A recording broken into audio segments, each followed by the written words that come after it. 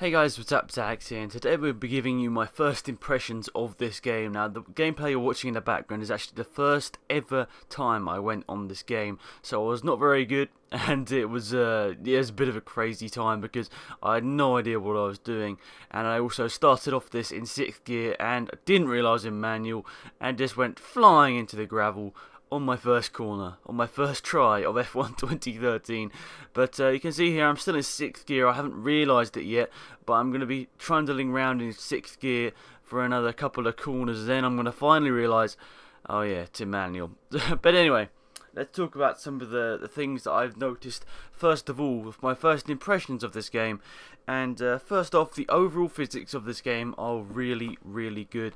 They're improved on 2012s, and I think 2012 was a big step forward. Personally, I wasn't a big fan of the 2011 physics, but 2012 physics I think were really good. And now the 2013 physics, including classic cars and obviously the modern cars, are pretty much an improvement on 2012. So we're pretty much getting the rounded package. We're getting the rounded package of 4 years of hard work from Codemasters. Obviously, this is their sort of 4th official game if you exclude F1 2009, and this is the big time that they're going to be showing. This is what we can do. We've had 4 years on this, and this is the game that we wanted to create all along. And I personally think this is the best game so far. I think by far it's the best game so far, with the addition of classic cars and all that sort of stuff, and overall just the physics and everything feeling a lot nicer. Makes me feel this is going to be the greatest Formula 1 game ever to come on consoles, and I think that is going to be an awesome thing, and I can't wait for it to come out in the full release, because when I recorded this gameplay we've still got a good 2 months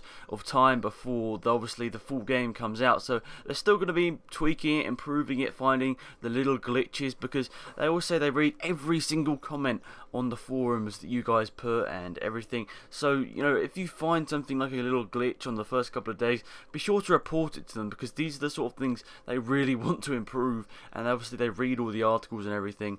And yeah, I don't personally know why I was using the chase camera. I think I just found it a lot easier whilst using the manual gears to use the chase camera, but it's quite nice to see the sort of the model of the classic car. I think that's something that I said they've improved quite a lot as well. The models of the classic cars and obviously the modern cars have been vastly improved, so you're going to really like them. And also sort of the realism is you know, a little bit more up there now, because obviously when you come out the corner, and I think I was on medium traction control, but you come out the corner, the car's sliding, just put a little bit of throttle down and the back end gets sideways, and yeah, that's obviously very iconic of the cars back then.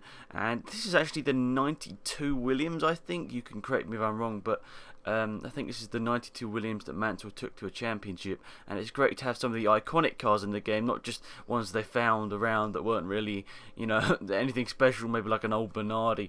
I mean, I really, you know, very amazed that they got some of these really, you know, iconic cars from Williams, Ferrari and Lotus, which I think many people wanted to see, and it's great to see that in the game.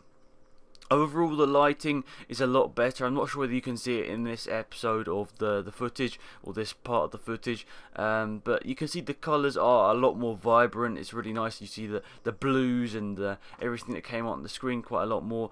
It just sort of stands out quite a lot more, which is really nice to see.